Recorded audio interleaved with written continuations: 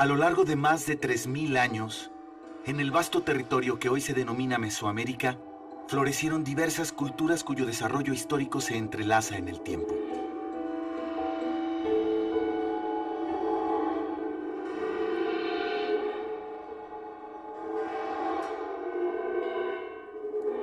Estas culturas tuvieron como identidad y semejanza un profundo sentido de la vida espiritual.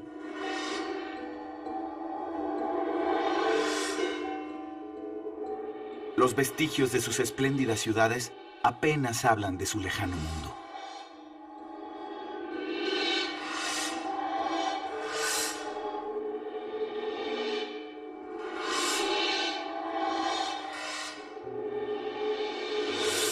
Entre los siglos XIV y XVI, los mexicas dominaron prácticamente toda la región desde su ciudad capital, la Gran México Tenochtitlan. La expansión de su imperio llegaría a su sangriento fin en 1521 en manos de los conquistadores españoles.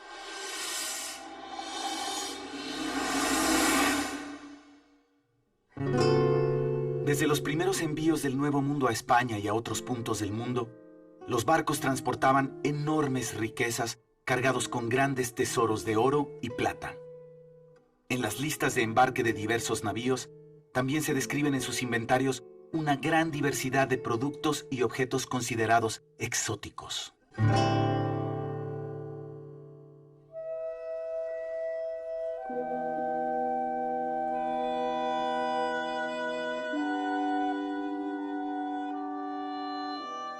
«75 años después de consumada la conquista española, en un castillo de los Alpes austriacos se hace mención de un inquietante objeto. Un sombrero morisco de bellas y brillantes plumas largas de color oro y verdoso, ascendiendo hacia su parte superior con plumas blancas, rojas y azules, adornado con laminillas y rosetones dorados, que tiene en su frente un pico todo de oro».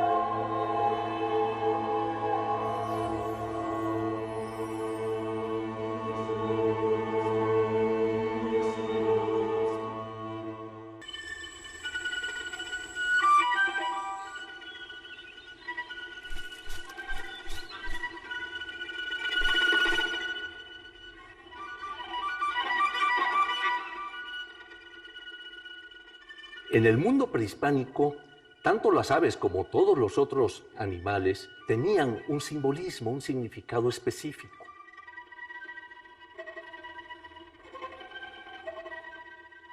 La importancia de las aves y sobre todo de su plumaje lo podemos observar en diferentes culturas mesoamericanas.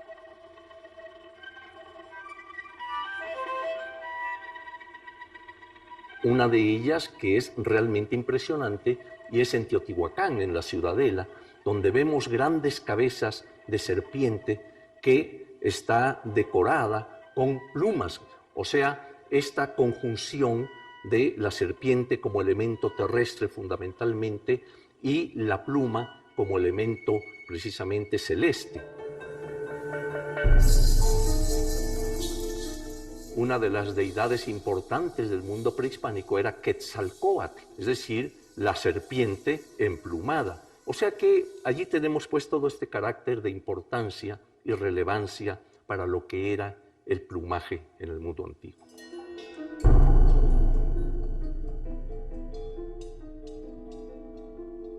Tendríamos que pensar que la pluma se convierte así en uno de los elementos más importantes para el simbolismo religioso y para el simbolismo de autoridad.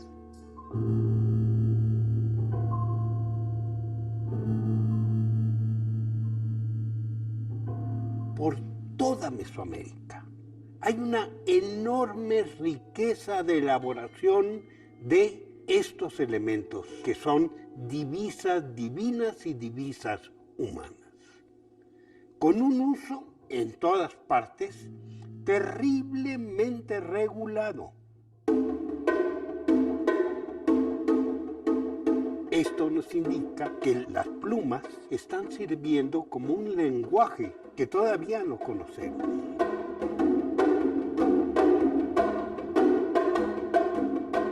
En todo el arte mural teotihuacano existe una gran cantidad de símbolos en que no es estrictamente lo que está indicándonos la figura.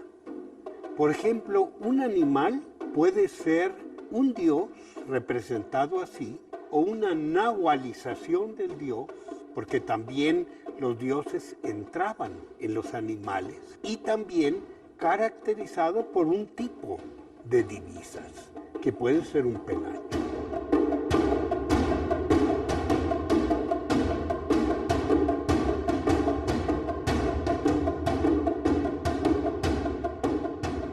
Hay deidades en las que se puede apreciar que también portan un penacho de largas plumas, como es el caso de Coyolxauhqui, en donde se le ve con sus atavíos, sobre todo el adorno sobre la nariz y las mejillas, que le da nombre, ¿no? Y porta este penacho. Esto está indicando tanto su categoría como deidad, pero además como una deidad belicosa. Coyolxauhqui es una mujer, es la luna que va a entrar en combate contra el sol, contra Huitzilopochtli. Entonces, pues, ella tiene este atavío como parte de sus atributos, ¿no? Porque en general, en la figura muy conocida de ella, vemos que está prácticamente desnuda. Solamente porta un pequeño cinturón con una calavera en la parte posterior. Pero el único elemento que trae como adorno, aparte de sus ajorcas, sus pulseras, etcétera, y sus orejeras, desde luego, es este penacho también de grandes dimensiones.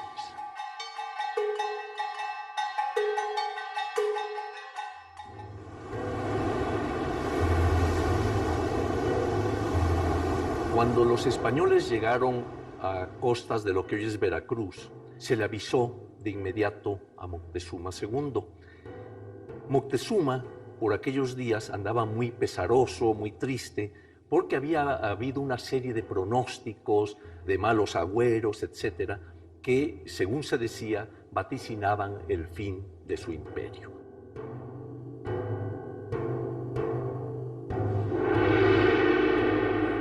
Siempre se ha dicho que se vio en Cortés a Quetzalcóatl. Yo creo que en un principio quizá hubo algo de eso, pero pronto se dieron cuenta que no era así. Y las razones para ello es que Moctezuma quiso alejar a Cortés de su imperio. Primero le envió una serie de obsequios, objetos de plumaria, de oro, de plata, en fin, de una riqueza bastante grande. Y entre esos objetos hay uno que llama la atención porque Cortés lo refiere en su primera carta de relación como un tocado que se colocaba en la cabeza, inclusive dice, y hace un relato de algunos de los objetos que forman parte de esta pieza. Una pieza grande de plumajes de colores que se pone en la cabeza, en que haya la redonda de ella 68 piezas pequeñas de oro, que será cada una como medio cuarto, y debajo de ellas 20 torrecitas de oro.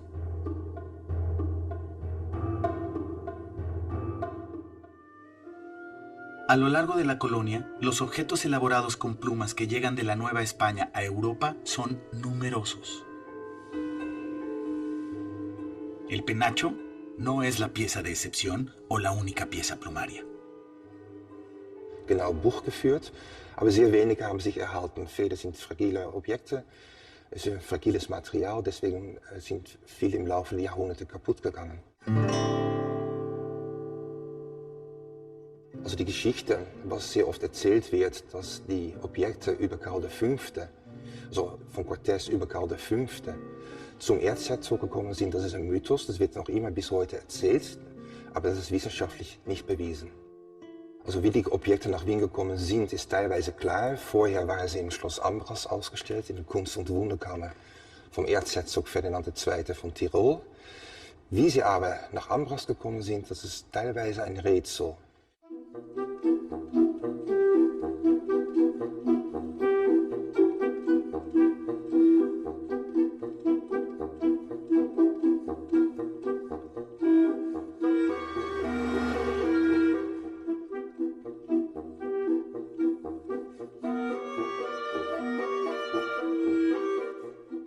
Wir befinden uns hier in der Kunstkammer Wien im Kunsthistorischen Museum.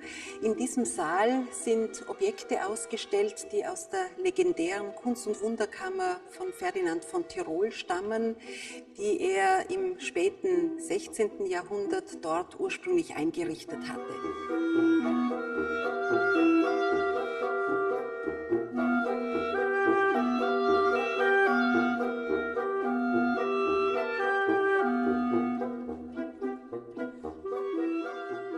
Die Kunst- und Wunderkammer von Ferdinand von Tirol war eine der ersten Sammlungen dieser Art nördlich der Alpen. Ferdinand von Tirol hat seine wunderbare Sammlung in Schloss Ambras bei Innsbruck eingerichtet und es war ihm ein Bedürfnis, dort alle Wunder dieser Welt. Der Federkopfschmuck, den Ferdinand aus einer süddeutschen Kunst- und Wunderkammer erworben hatte, war bei ihm eines von vielen Objekten, von den sogenannten mörischen Objekten.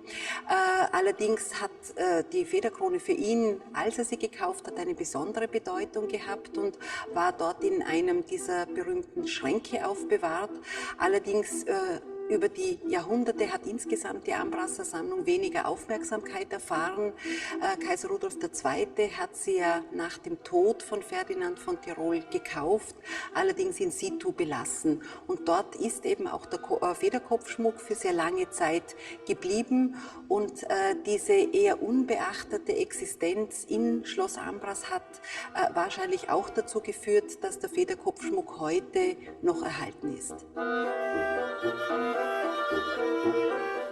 Das erste Mal, dass wir von dem Federkopfschmuck erfahren, ist eigentlich aus einem Inventar in Schloss Ambras. Das wurde 1596 verfasst, das ist ein Jahr nach dem Tod des Erzherzogs. Dann wurde eigentlich seine ganze Sammlung inventarisiert. Und in dieser Inventarliste wird der Federkopfschmuck und auch die anderen mexikanischen Federarbeiten in Schloss Ambras zum ersten Mal erwähnt. Als der Federkopfschmuck in Ambras war, ab 1596, vielleicht ab 1590, gehörte zu diesem Federkopfschmuck noch ein goldener Schnabel. Also der Kopfschmuck hat irgendwie den Eindruck vermittelt, dass ein Vogel dargestellt wurde. Dieser goldene Schnabel leider verschwindet aus dem Ambrasser Inventar im Laufe des 18. Jahrhunderts. Also irgendjemand hat diesen goldenen Schnabel wegen irgendwelchen Grund entfernt, wahrscheinlich umgeschmolzen.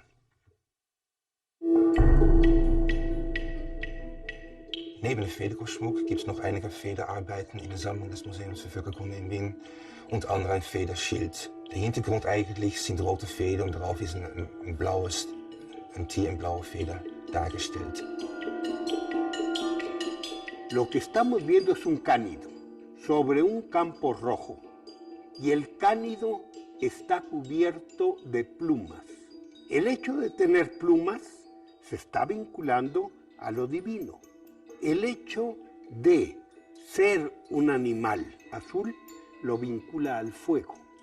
El hecho de tener una voz, una expresión que está formada por los dos elementos que indican guerra, la corriente de agua, la corriente de fuego, y el campo rojo pudiera ser referente a algún elemento bélico, sangre, guerra, fuego. Es probable, yo no aseguro, que ese bellísimo escudo, ese chimal de plumas, represente simplemente un símbolo del dios del fuego haciendo la guerra. Also das sind so eine Ausarbeitung komplexeste, aber gleichzeitig auch spannendste Federobjekt, das ich in meiner Funktion als Konservatorin untersuchen und konservieren konnte, war mit Sicherheit der Federschild der Cimali, der sich heute im Weltmuseum Wien befindet. Also dieses Objekt, das mit dieser Qualität dann vor einem liegt, ist im Prinzip bedeutet im Prinzip dann ein Eintauchen in eine neue Welt, im doppelten Sinn des Wortes. Man hat eine Materialvielfalt, man hat eine Pracht an Federn, die mit einer Sorgfalt ausgewählt waren. Sicherlich nur die besten Exemplare, die besten Materialien hat man hier verarbeitet. Und man hat dann, wenn man dann sich das Objekt genauer betrachtet, eigentlich bekommt man dann einen Eindruck von der Meisterschaft und einfach von dieser Beherrschung dieses Handwerks.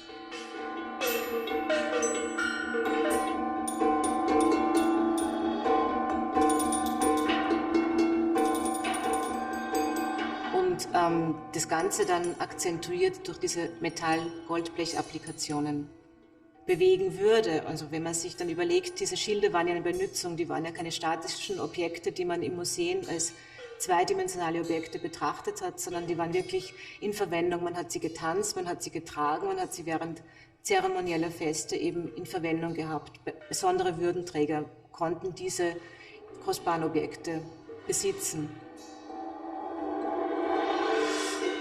Estos chimalis o rodelas, el chimali significa un escudo redondo, se utilizaron no solo en la guerra en la época prehispánica, se utilizaron mucho en la colonia, sobre todo en los primeros tiempos de la colonia. Obviamente son muchos de los mismos usos de los ejércitos que iban a todas partes con los españoles, incluso a coadyuvar en la conquista.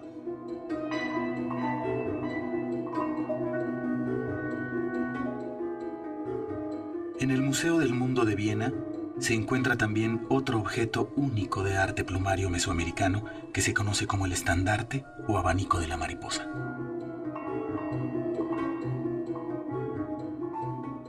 De Federfächer oder vielleicht eine Standarte stammt aus der Kolonialzeit, das ist nicht präkolumbisch, denn die Darstellung eines Schmetterlings im Zentrum ist nicht die Art und Weise, wie früher die Mexikaner Schmetterlinge dargestellt haben. Das ist eine Adaptierung eines europäischen Schmetterlings. Und deswegen wissen wir, dass es schon unter Einfluss und in der Zeit nach der Ankunft der Spanier dargestellt worden ist. Die Federkunst ist lange Zeit im 16. Jahrhundert weitergeführt worden. No creo sinceramente que sean abanicos. Tienen todas las características de ser elementos de prestigio o de guerra. Son elementos que están indicando un escuadrón o que están indicando una jerarquía.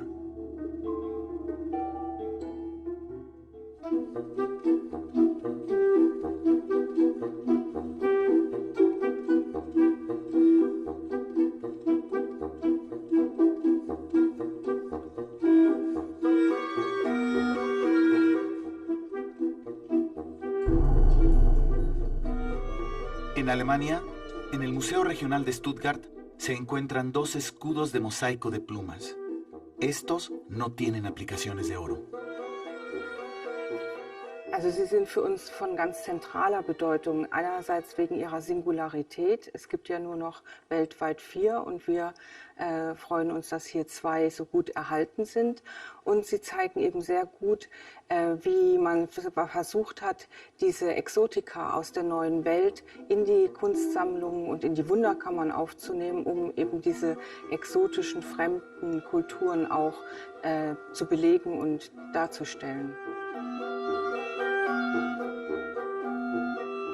Erwähnt wurden sie schriftlich in einem Miniaturzyklus, der 1599 angefertigt wurde und ein Festzug der Königin Amerika hier in Stuttgart anlässlich der Fastnachtsfeierlichkeiten durchgeführt wurden. Da sind sie abgebildet, aber sie sind nicht ausführlich beschrieben. Erwähnt werden sie dann erst 1809 im Inventar. Von der Vorderseite würde ich sagen, dass sie im Vergleich mit der frühen Darstellung eben noch so in diesem Zustand erhalten sind. Die Farben haben sich an manchen Stellen sicherlich geändert, aber was auf der Rückseite eventuell fehlt, das wissen wir nicht. Die Federschilde wurden 1809 erstmals im Inventar der Kunstkammer erwähnt. Dort wurden sie als Erwerbung bezeichnet und sie kamen aus dem säkularisierten Schloss Weingarten hierher nach Stuttgart und sind seitdem Bestandteil der Sammlung des Landesmuseums Württemberg. Nicht direkt, aber wir haben Rechnungen und auch Tagebuchaufzeichnungen, die belegen, dass schon früher um 1600, 1602 und 1607 immer wieder indianische Objekte hier nach Stuttgart gekommen sind, um in die Wunderkammer zu gelangen. Das waren indianische Dinge, teilweise auch indianische Kleidung mit Federn, so wurde es dann beschrieben. El simbolismo de la greca sobre un chimali es muy común, no nada más de Mesoamérica, sino más allá de Mesoamérica. Aquí se le ha llamado greca escalonada y anteriormente recibía el nombre de Xicalcoliuqui. Hay muchas representaciones en los códices indígenas de escudos de chimalis que llevan la greca escalonada o el Xicalcoliuqui como elemento principal o total.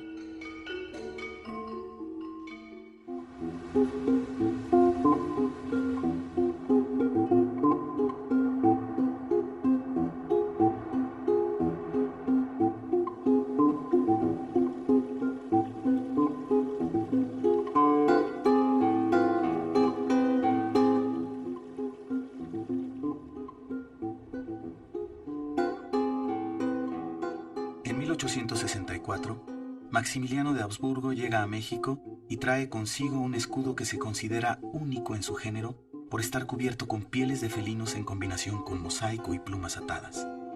Desde entonces, este objeto se encuentra en las colecciones del Castillo de Chapultepec, actual Museo Nacional de Historia. Una pieza muy importante que se llama Quetzalcoatl-Yochimali, que es un escudo de época prehispánica, muy probablemente de contacto con los europeos. Está en esta caja que se diseñó ex professo tanto para su exhibición como para su conservación. Está en un estado de deterioro bastante avanzado, aunque está estable. Se hicieron en algún momento estudios respecto a la identificación de los materiales constitutivos y bueno, se sabe que tiene piel de jaguar, en las lunas piel de ocelote, las plumas de colores son de loro y algunos restos de plumas de águila y se sabe que estas plumas de los adornos son de colibrí. Tenía como soporte intermedio un textil, bueno, tiene todavía. Es una pieza muy importante y bueno, a pesar del estado en que se encuentra, pues está bastante estable y es todo un logro que todavía exista para nuestras épocas, ¿no?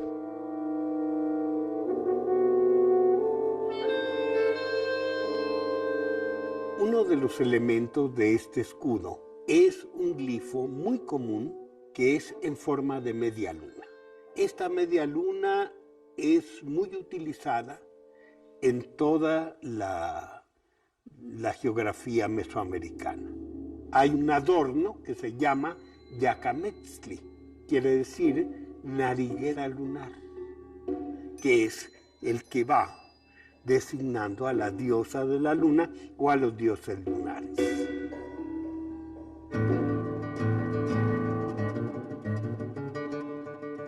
Es posible que este escudo haya inspirado a los artistas del siglo XIX, en cuyas creaciones plásticas se exalta un pasado glorioso, ya perdido.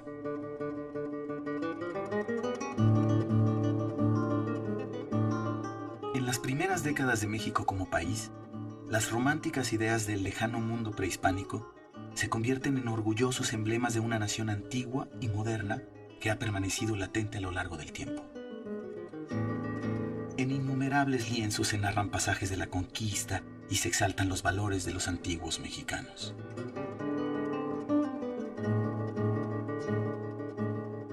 En esculturas se plasman los símbolos de la ancestral cultura, particularmente aquellos de los que se tiene referencia, como los vestigios arquitectónicos de las majestuosas pirámides y ciudades mesoamericanas.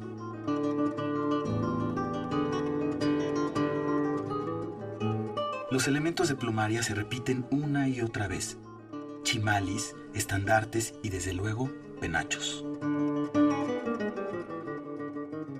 Durante el siglo XX, la temática del mundo prehispánico continuará siendo uno de los referentes principales del muralismo y otras manifestaciones artísticas y plásticas. Una fuerte tendencia nacionalista buscará una y otra vez una identidad propia: la mexicanidad.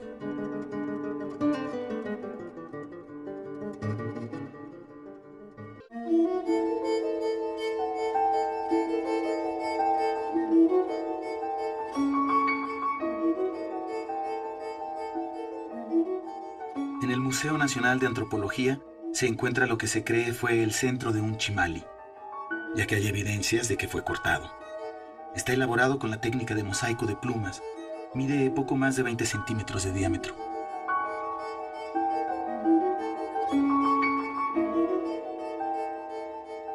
Se trata de una figura muy acuática, en la que están representadas las aguas, no nada más como corrientes continuas, sino como remolinos.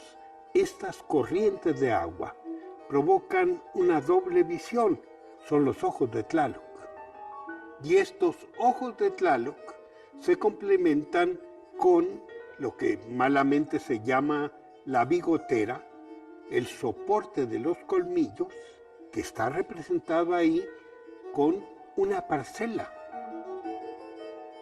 La nariz de esta figura extraña de Tlaloc vendría a ser lo que en náhuatl se llama huicli y que conocemos todos con el nombre no náhuatl de coa, o sea, un instrumento de labranza que hace las veces de el pico que hoy usamos y la pala que hoy usamos. Esta pieza fue encontrada a mediados del siglo XX en una caja que contenía un cáliz, por lo que se le conoce como tapacáliz.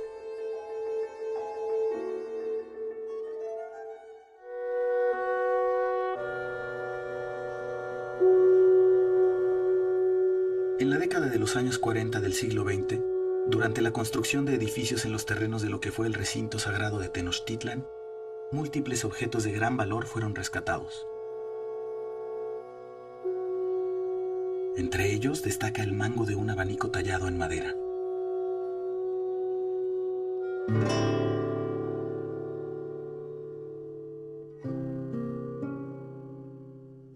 Desde el pasado prehispánico, el estado de Michoacán se destaca por su producción de arte plumario.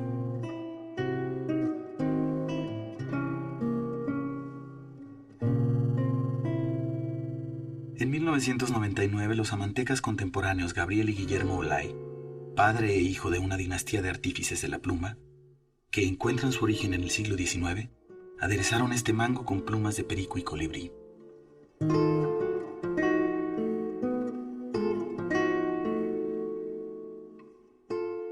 Se siguen los mismos pasos, la misma tradición que puedo asegurar que la escuela tolteca, que pasa a ser después la azteca, sigo yo haciendo exactamente lo mismo que hacían ellos, ¿sí? Han cambiado los materiales. Ellos cortaban con obsidiana, yo corto con tijeras. Ellos utilizaban de pegamento el zacutle, yo utilizo la cera de Campeche, ¿sí? Creo que es lo que básicamente se ha adecuado, se ha ubicado, y yo creo que mi bisabuelo desde hace más de 150 años utilizaba cera de Campeche.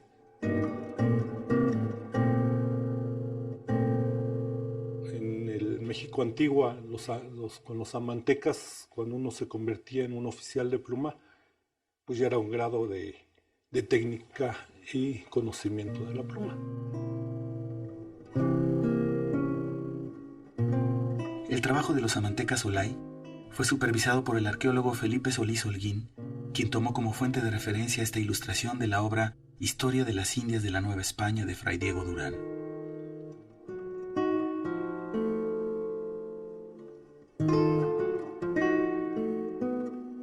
La pieza se exhibe en el Museo Nacional de Antropología.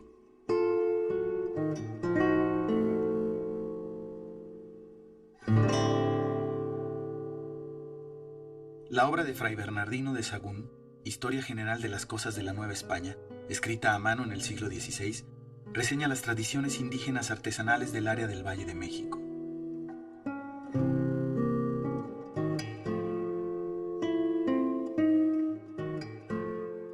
En el libro 9, las descripciones e ilustraciones plasman el complejo y minucioso trabajo de los amantecas, diestros artífices que dominaban el arte de la plumaria.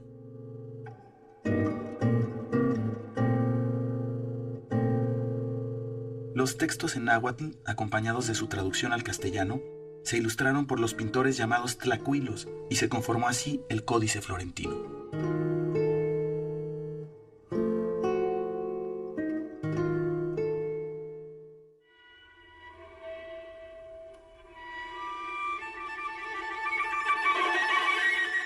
En el Museo Nacional de Antropología se exhibe la reproducción del penacho que elaboró, entre los años de 1939 a 1940, el artista Francisco Moctezuma. Basándose solamente en algunas referencias y descripciones del penacho de Viena, el amanteca logró una pieza de gran similitud al original, tanto en la cantidad de elementos que lo componen como en sus dimensiones.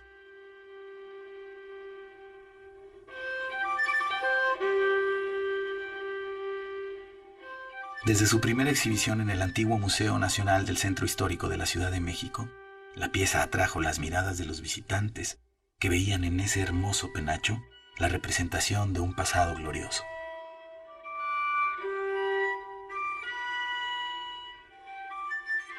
Si bien las técnicas de su manufactura difieren, el resultado es igualmente espectacular, ya que se utilizaron plumas de quetzal y las aplicaciones metálicas, al igual que el original, también son de oro.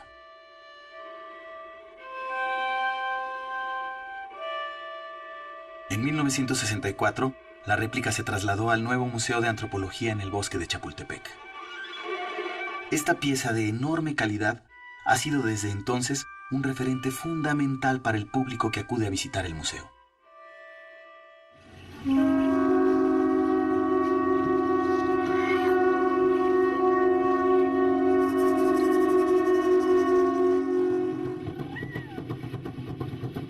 La tradición del arte plumario continúa vigente. La fascinación por las aves y su plumaje es una constante en el pensamiento y en las costumbres de prácticamente todos los pueblos indígenas de México. Su presencia en atuendos y objetos indican su importancia ritual y representan la continuidad de culturas milenarias. En la percepción popular, los penachos, a diferencia de ser simples tocados, son reconocidos como símbolos de jerarquía o como evocaciones de un glorioso pasado prehispánico.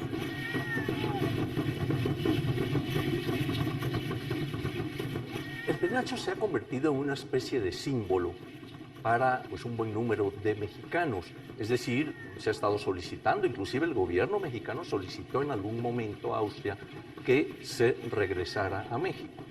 Y ven en él muchas gentes, digamos, ese símbolo del mundo prehispánico. La biografía documentada del penacho en Europa se inicia en 1596, al ser descrito en el inventario de la sucesión de Fernando II del Tirol, ya que formaba parte de lo que se conoce como la colección del Castillo de Ambras.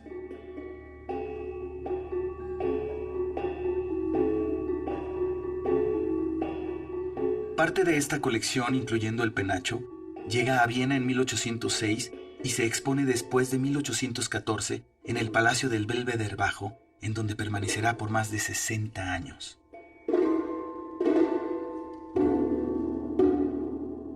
Posteriormente, parte de la colección de Ambra se traslada al Museo de Historia Natural de Viena y el penacho se exhibe por primera vez en ese recinto en 1889.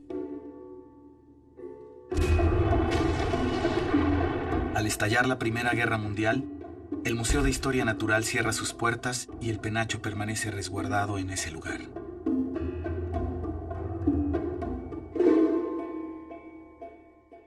En 1918, las colecciones etnográficas se retiran del Museo de Historia Natural y se trasladan al Museo de Etnología de Viena, que se inauguraría 10 años después.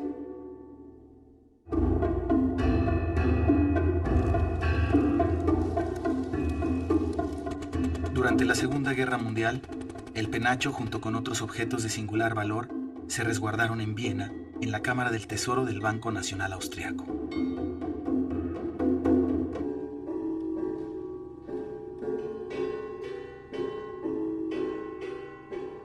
Al término de la Segunda Guerra Mundial, el penacho viaja por única vez fuera de Austria. Se exhibe en Zúrich, Suiza, en la exposición temporal Obras Maestras de Austria, de octubre de 1946 a marzo de 1947.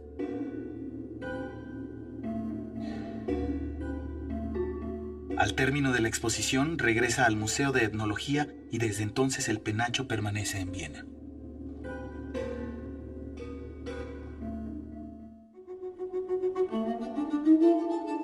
En mayo de 2013, el Museo de Etnología de Viena cambia su nombre por el de Weltmuseum, Museo del Mundo. We are here in the famous Säulenhalle of the Neue Burg in Vienna. It's in the center of Imperial Vienna, a late 19th century palace. And for the last 80 years, the Weltmuseum Wien, Museum für Völkerkunde, has been housed in this building. The famous Penacho de Moctezuma is on display in the galleries just next to this Säulen.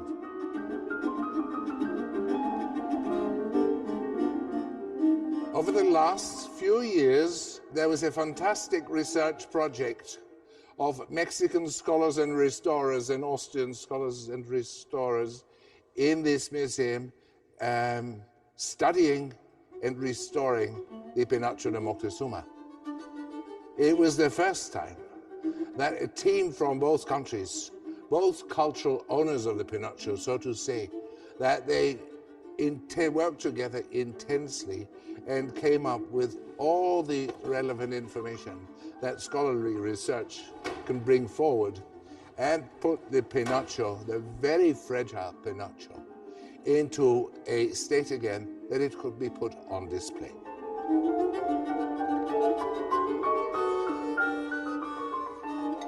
El proyecto tuvo dos propósitos principales. Darstellung und als zweiten großen Faktor kann man die klimatischen Schwankungen nennen, die das Objekt erfahren hat, zum Beispiel Änderungen in der relativen Feuchte, in der Temperatur und eben auch in den Lichtverhältnissen.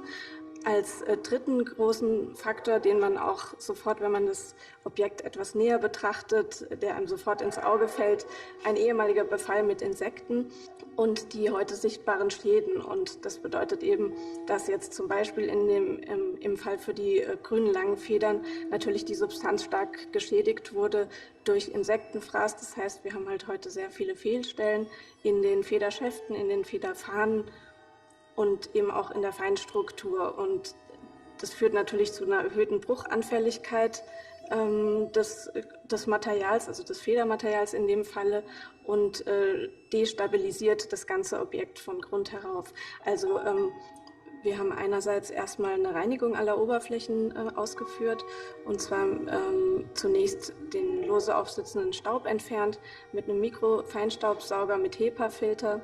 Die Metalloberflächen wurden alle gereinigt.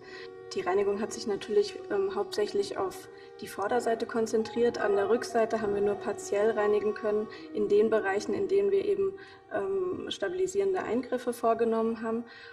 Genau, dann komme ich gleich zu den stabilisierenden Eingriffen.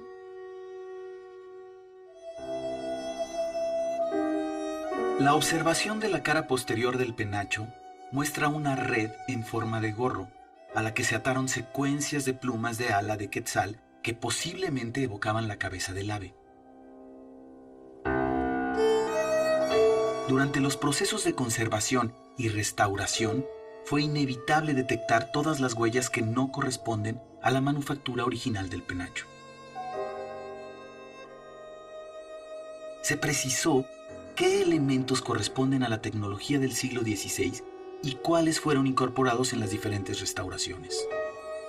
Si bien el penacho ha sufrido una serie de intervenciones, ninguna tan importante y tan representativa como la que se hizo en 1878.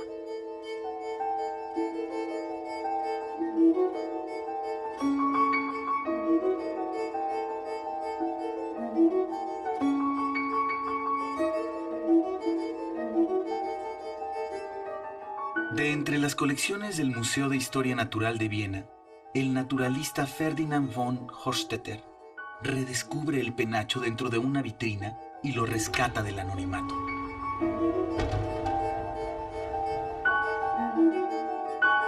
Basándose en códices prehispánicos, este investigador deduce que se trata de un estandarte y se inicia una drástica restauración que marcó la condición física del penacho para siempre. La restauración se realiza conforme a los cánones de la época que daban prioridad al lucimiento formal y bajo el supuesto de que se trataba de un estandarte abierto en forma de abanico. Esta intervención se pudo tipificar a partir de las huellas físicas que dejó: un montaje plano, pérdida significativa de tridimensionalidad, dinamismo y flexibilidad. En ese tiempo, no se tenía muy claro el uso del penacho. Si bien se había descartado su origen morisco, como se menciona en el inventario de Ambras de 1596, se pensó también que podría tratarse de un delantal o de una capa. Durante mucho tiempo se ha identificado a este penacho como la corona de Moctezuma, lo cual es un error. No se trata de un copili o corona de oro a manera de tiara, sino de un apanecayotl, para ser exactos de un quetzalapanecayotl, o sea, una divisa, un gran tocado de plumas de quetzal. Dass Moctezuma und auch seine Vorgänger, aber auch andere Herrscher von Stadtstaaten im jetzigen Mexiko nicht mit dem Federkopfschmuck gekrönt wurden sozusagen, kennen wir auch nicht nur aus Erzählungen, aber das wurde auch bildlich festgelegt von Mexikanern als ursprüngliche indianische Handschriften, sogenannte Kodizes, kennen wir solche Darstellungen, wo diese Herrscher mit so einem dreieckiges Diadem abgebildet worden sind. Por otro lado, gracias a los procedimientos aplicados en 1878, fue posible el rescate y revaloración integral del penacho, ya que se recuperaron cualidades formales de la cara frontal. En gran parte se respetan materiales y técnicas originales y se inicia un control de plagas sistemático.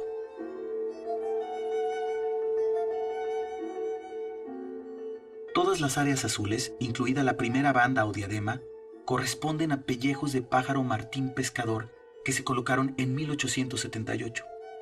Este procedimiento se aplicó para cubrir los restos de plumas originales que habían sido destruidos casi en su totalidad por infestación de insectos. En estas fotografías de microscopio se pueden apreciar fragmentos del mosaico original de plumas azules de ave Cotinga amabilis, que aún perduran debajo de los pellejos del martín pescador.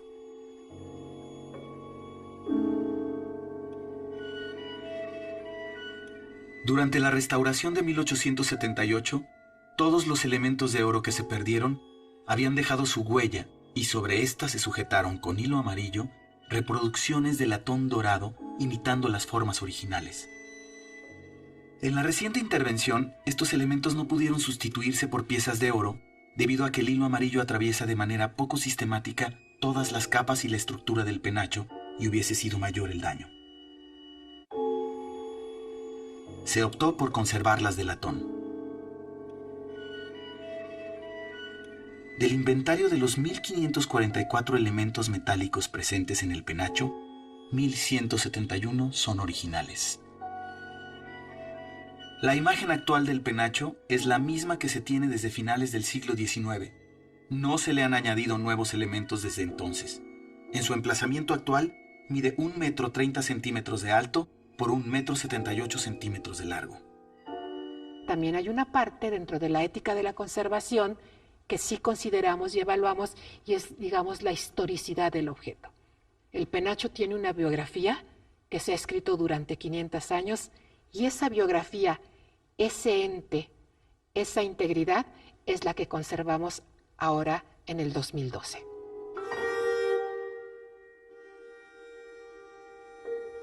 Con el apoyo de los rayos X, de la microscopía electrónica y de otras técnicas de investigación, logramos no solo conocer las técnicas de la manufactura original y detectar las intervenciones. Con esto hicimos un diagnóstico sobre su estado de conservación. Un diagnóstico muy completo en el que también se hizo el inventario de cada uno de los elementos. En estos 2 años fuimos descubriendo paso a paso la complejidad de la manufactura del penacho y las tecnologías implícitas en él. En la manufactura original del penacho, los amantecas realizaron una composición en la que integran magistralmente 2 técnicas: las plumas atadas o anudadas, y en las áreas azules, plumas pegadas a manera de mosaico sobre papel.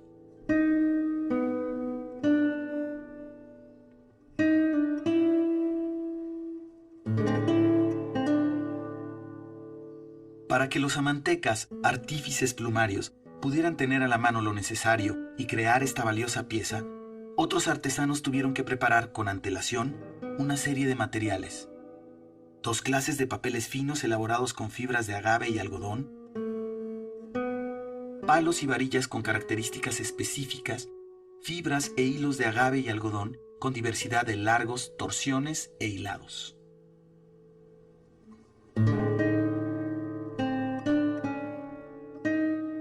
La familia Agavaceae es una de las familias de plantas con flores que hay en el mundo y preferentemente se distribuye en América. En México tenemos el 75% de las especies que hay a nivel mundial, es decir, de las 200 que crecen en todo el mundo, 150 están en nuestro país, 119 son endémicas. Entonces México es el país de los magueyes, podemos llamarlo así, puesto que aquí se originaron, aquí se diversificaron y también presentan sus mayores usos.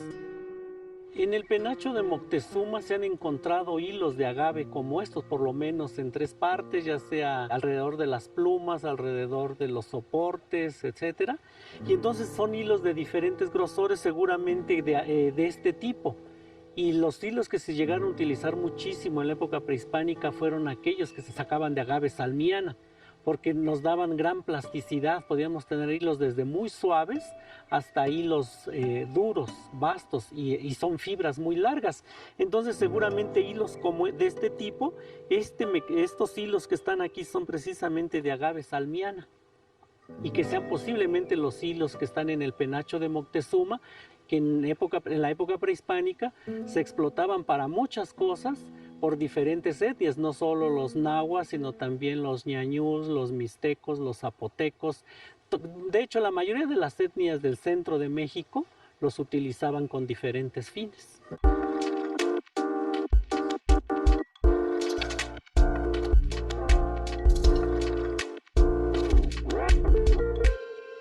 El ángel enmascarado ha muerto y un reportero descubrirá la verdad del famoso luchador. Los periódicos dicen muchas mentiras, pero no hablan de otra cosa. No me extraña.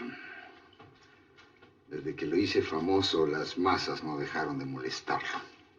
Ni lo dejarán en paz, aunque ya esté bien muerto, descansando bajo tierra. El ciclo Héctor Bonilla proyecta La leyenda de una máscara, de José Buil Ríos. Sábado, 22 horas.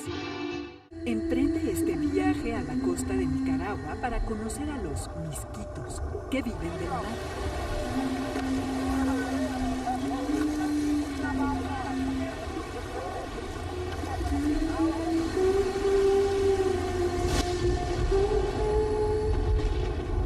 Un programa especial sobre Nicaragua. La sirena y el buzo, de Mercedes Moncada. Domingo, 15 horas.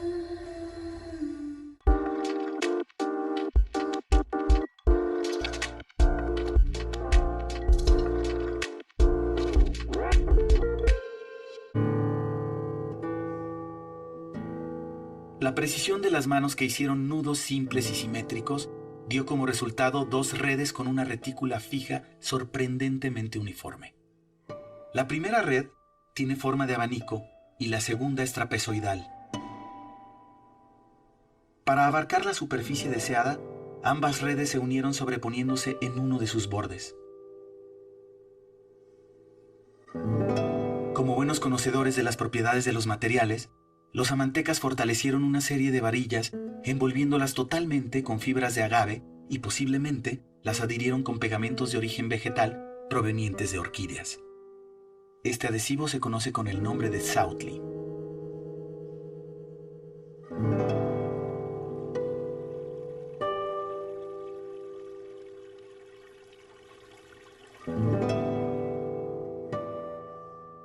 Se conoce como Southly al mucílago extraído de las orquídeas. El Southly es un polisacárido, es decir, que está compuesto de azúcares. Y cada especie, lo que sí hemos visto es que cada especie tiene azúcares diferentes y eso le da ciertas propiedades, nada más. El mucílago tiene unas propiedades muy interesantes que le confiere básicamente la misma planta. La orquídea, desde que nace, necesita de varios nutrientes y sobre todo de mucha humedad que ella almacena y que reserva. Cuando nosotros extraemos la película, la podemos obtener así o en polvo y después lo que nosotros hacemos es solamente rehidratarla. La película ya rehidratada se ve así. Y con esto se puede utilizar para adherir las plumas o para restaurar telas antiguas.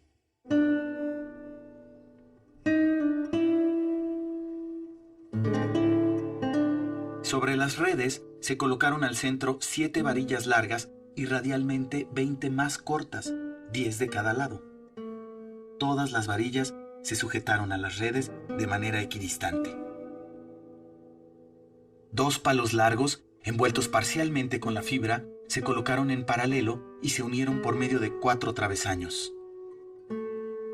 Este sistema doble mantiene a las varillas en una misma posición y a la vez permite la flexibilidad general de la pieza. La red en forma de abanico envuelve la primera y última varillas. A la estructura se le añadieron en ambos lados 2 varillas gruesas envueltas en sus extremos superiores con fibras. Lo más probable es que sirvieran para manipular el penacho. Se trata de una obra de ingeniería dinámica artesanal. Su construcción y técnicas de manufactura originales estaban diseñadas a prueba de uso. Se podía manipular, doblar y mover con rangos de amplitud considerables sin que una sola de sus plumas o laminillas de oro se desprendieran. Las volátiles plumas, además de ser sumamente atractivas a la vista y al tacto, son bioestructuras que pueden ser resistentes y flexibles.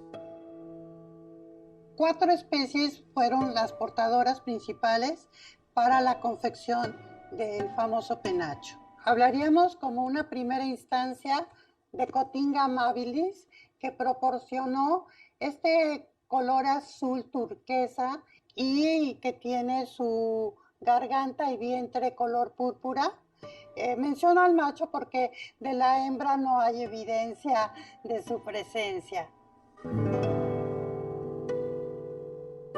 La otra ave portadora de plumas, para darnos el color rojizo carmesí, es el de la espátula, Platalea ajaja, y es muy curioso mencionar que de las 5 especies que existen en el mundo, solo la que se distribuye en México presenta los colores rosados. Las demás son totalmente blancas.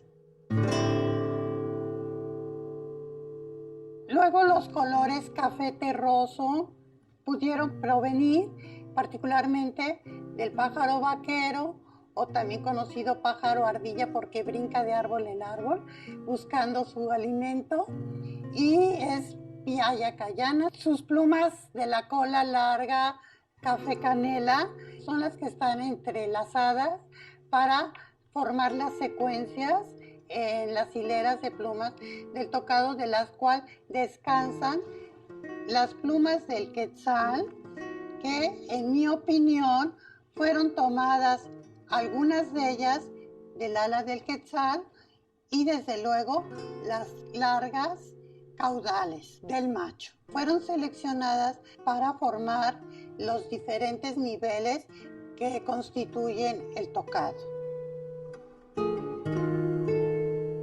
Todas las plumas fueron cuidadosamente seleccionadas.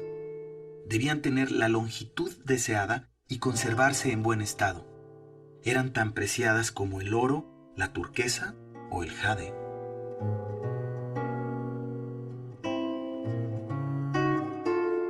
Las miles de plumas que conforman el penacho conservan en gran medida sus inimitables colores naturales y ni una sola está teñida. Siguiendo un programa de construcción y diseño en el que se tenían previamente definidos los cuerpos central y principal, se dio paso a los procesos de ornamentación. De manera ordenada y con el propósito de cubrir todo rastro de las técnicas de manufactura, los amantecas iniciaron la colocación de aproximadamente 500 plumas verdes largas, cobertoras caudales de quetzal macho, en los bordes superiores de las dos redes. A diferentes alturas del cañón, estas plumas también se ataron unas con otras, dejando libre su porción distal y con ello permitiendo un movimiento coordinado que simula el vuelo del quetzal con todo su espectacular colorido, brillo e iridiscencia.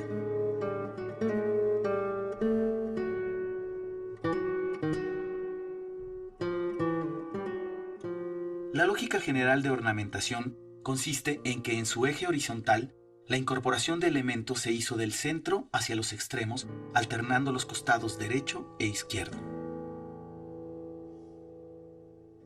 En su eje vertical, el trabajo se realizó de arriba hacia abajo, es decir, del exterior hacia el centro de la forma semicircular que tiene el penacho.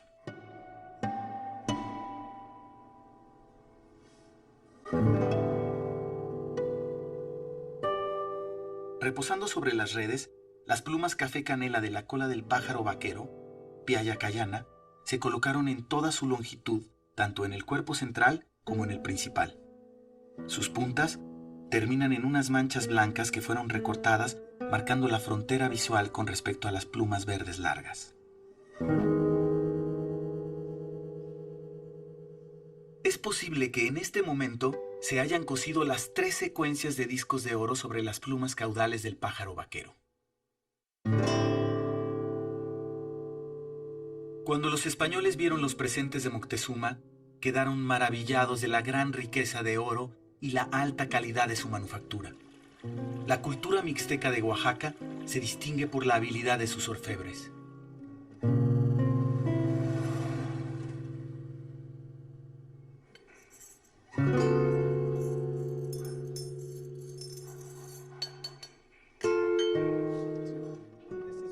Ellos utilizaban crisoles de cerámica, crisoles de barro.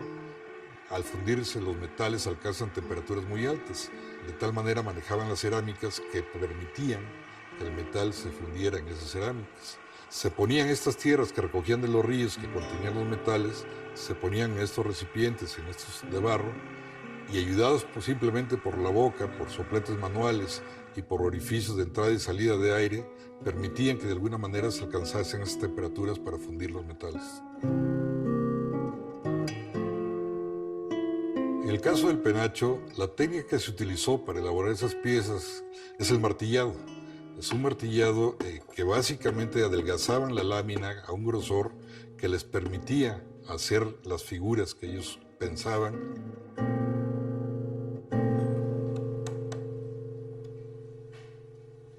Todos los elementos de oro que tiene el penacho fueron trabajados por martilleo.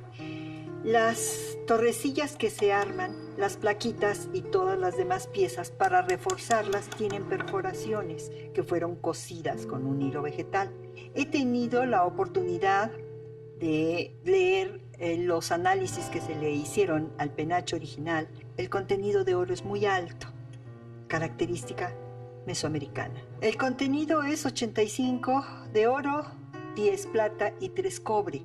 Eso es muy interesante porque está reflejando la tecnología mesoamericana, concretamente la tecnología que los mixtecas difunden por el resto del territorio. Hay piezas que son emblemáticas y que son muy conocidas en todo el mundo. El famoso chimali de Yanguitlán es un escudo indígena con 4 flechas atravesadas que combina 2 grecas, una de oro y otra de turquesa. La turquesa es muy favorecida en la combinación con el oro porque la turquesa, por su color azul, está asociada con el Señor del Fuego.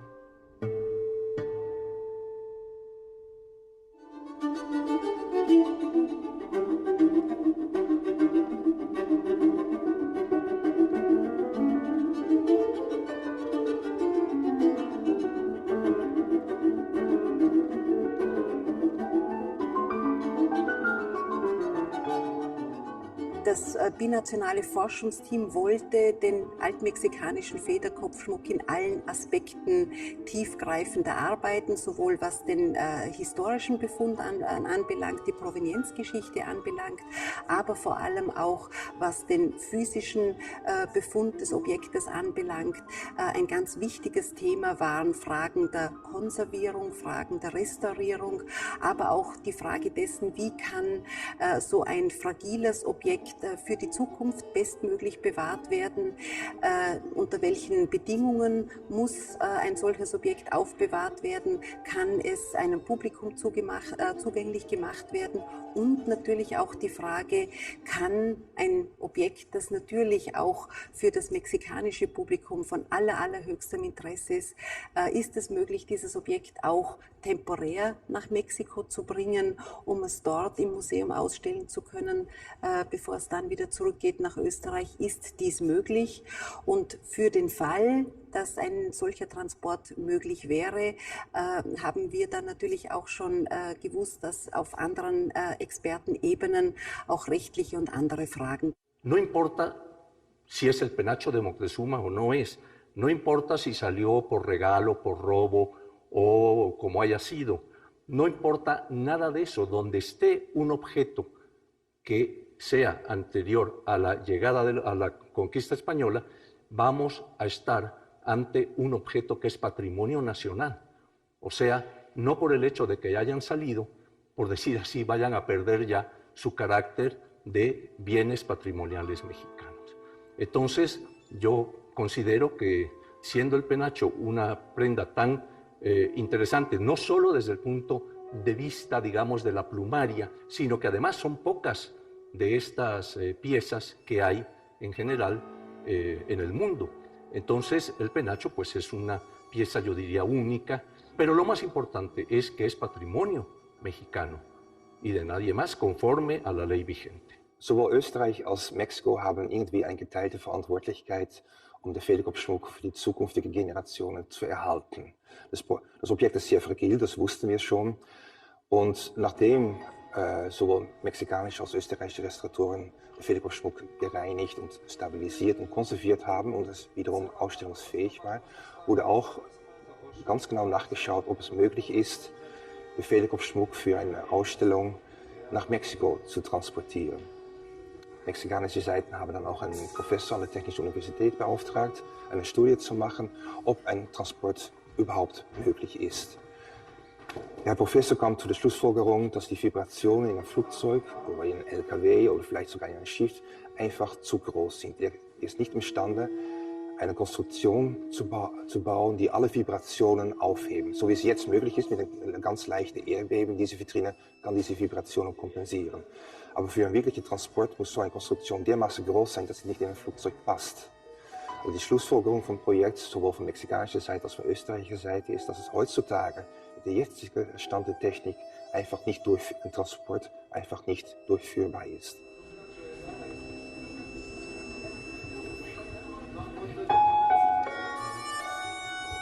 Si algún día el penacho regresara para quedarse en su lugar de origen, quienes deben dictaminar el estado en que está serían precisamente restauradores que, sobre todo quienes han hecho ahora el trabajo de restauro en la pieza misma, ¿no?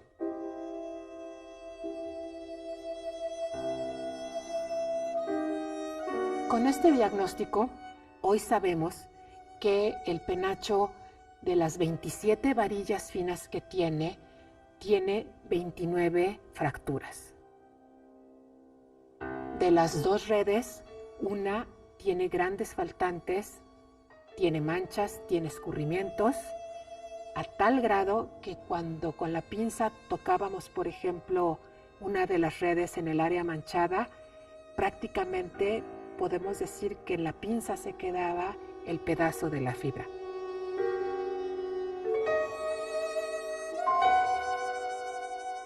De los elementos metálicos, 98 se encontraban sueltos sobre la pieza, podíamos tocarlos y separarlos de la pieza, los amarramos, hicimos muchas pruebas con hilos de algodón, con hilos de seda. También hicimos el diagnóstico de las plumas, más de 100 se encontraban fracturadas y muy mal atadas. Todo esto lo que nos habla es de un diagnóstico de estado de conservación, de un objeto elaborado básicamente con materiales orgánicos, que ha sufrido traslados, almacenamientos, guerras, rapiña. Zustand auf und das liegt natürlich einerseits an seinem Alter und andererseits an der fragilen Struktur von den gealterten Federn oder von dem kompletten gealterten organischen Material.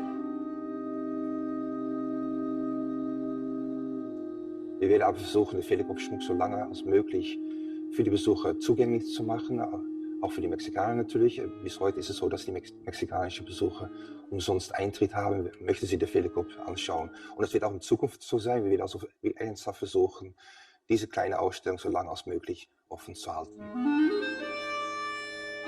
Aber die Vitrine, wo jetzt ausgestellt ist, wird auch in Zukunft zu sehen sein. Diese Vitrine ist wirklich noch up-to-date, letzte technische Standards. Und diese Vitrine wird gehandhabt werden. Aber der Federkopfschmuck wird prominent in der Ausstellung vertreten sein. We have a fairly large collection of Mexican material, both ancient and recent material. And for us, it's extremely important to tell the stories about Austria and Mexico with these collections in collaboration with our colleagues from Mexico.